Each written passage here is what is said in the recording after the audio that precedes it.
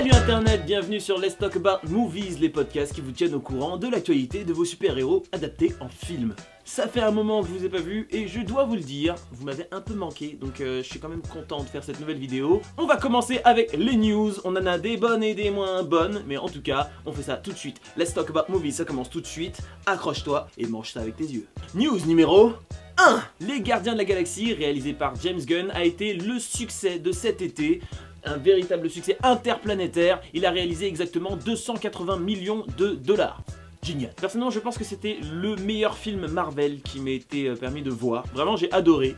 Que ce soit au niveau du jeu, au niveau de l'histoire, aussi au niveau du fait qu'ils ont réussi à faire ce qui est difficile, c'est-à-dire de lier l'humour, un petit côté dramatique et de l'action dans un seul film et en faire un bébé super sympa. Moi pour le coup j'ai vraiment adoré ce film et je le conseille à tout le monde.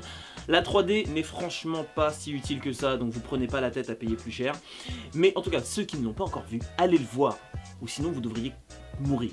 C'est un super gros succès qui a carrément évincé Transformers, Maléfique et X-Men Days of Future Past qui sont les 4 gros cartons de cet été qui ont réalisé au minimum 200 millions de dollars de recettes. J'étais un peu inquiet quand j'ai vu que c'était James Gunn qui allait réaliser ce film parce que bon, ce type a un peu une carrière assez particulière, donc finalement, agréable surprise, le mec a assuré et ce film est génial. Ce qu'il faut savoir c'est qu'il y a déjà 2 films Gardiens de la Galaxie de suite qui sont en cours d'écriture, en pré-production. On ne sait rien encore si ça va être encore par James Gunn, si ça va être encore le même scénario, les mêmes acteurs, j'espère quand même les mêmes acteurs, mais en tout cas ce qui est sûr c'est qu'il y aura 2 films. Le Gardien de la Galaxie 2 sortira le 28 juillet 2017. Oui je te l'accorde, il reste encore un peu de temps. News numéro 2.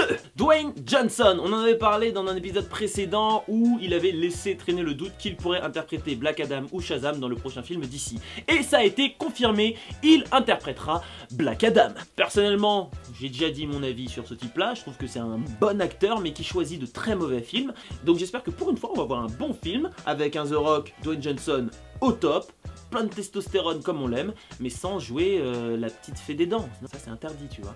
Malheureusement je n'ai aucune news, que ce soit sur le réalisateur, le scénariste ou quoi que ce soit, même l'histoire. Je ne sais pas de quoi ils vont s'inspirer, de quelle BD, de quelle série, je n'en sais rien, J'aimerais savoir, j'attends ça et dès que je le sais, promis je le balance. Ce que l'on sait par contre, c'est que le film Shazam n'aura aucun lien avec la Ligue des Justiciers et l'univers DC en règle générale. Pourquoi? Tout simplement parce que le film sera produit par la grosse société de production New Line Cinema, contrairement à Warner Bros pour tous les autres films d'ici. Là c'est une histoire d'argent, on va pas rentrer là-dedans sinon l'épisode va durer 36 heures. Du coup ça pose un petit peu un problème. Moi ce que j'adorais dans Shazam c'est le fait que Superman vienne lui filer des coups de main de temps en temps pour s'occuper de Black Adam qui posait de vrais problèmes. Là il va se retrouver tout seul, il y aura pas Superman, il y aura pas tous les gens de la Ligue des Justiciers et donc je me demande mais qu'est-ce qu'il va faire le pauvre? Je vous avoue que cette news là m'inquiète énormément sur le déroulement du film et sur toute sa construction. J'espère vraiment s'il vous plaît d'ici faites-nous un bon film quoi, franchement. Ça fait un moment que vous n'en avez pas fait. Bon d'accord, Man of Steel était pas mal, mais s'il vous plaît, faites du bon taf. Déjà j'ai super peur pour voir Superman versus Batman, je flippe total. Mais alors si vous foirez Shazam, je crois qu'on peut plus rien faire pour vous quoi. Je crois que là, va falloir rester à Catwoman. Hein. News numéro 3, Stan Lee.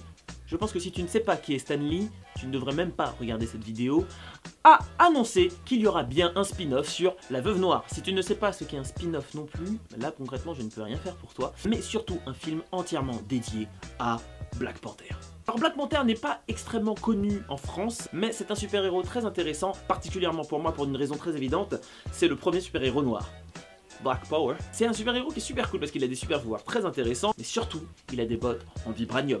Ce qu'il faut savoir sur le vibranium, c'est que c'est un métal imaginaire créé par l'univers Marvel, et cet anti-métal a la capacité de liquéfier tout type de métal qu'il touche, y compris l'adamantium de Wolverine.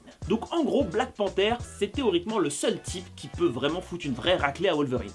Donc, pour le coup, rien que pour ça, ça mérite qu'on puisse s'intéresser un petit peu à ce personnage-là. Black Panther, c'était le roi d'un pays d'Afrique centrale dans lequel il y a énormément de vibranium. Donc un petit peu tous les habitants sont de vrais combattants et le chef, le roi, est le plus fort.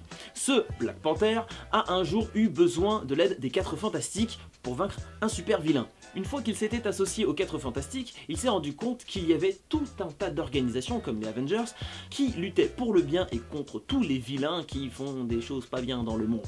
Bien qu'il reste très discret, ça reste quand même un des piliers des Avengers, et je pense que avoir un super-héros de plus pour les Avengers, ça veut dire beaucoup plus d'intrigue, beaucoup plus de baston, surtout que c'est un héros qui ne fait que se battre à main nue.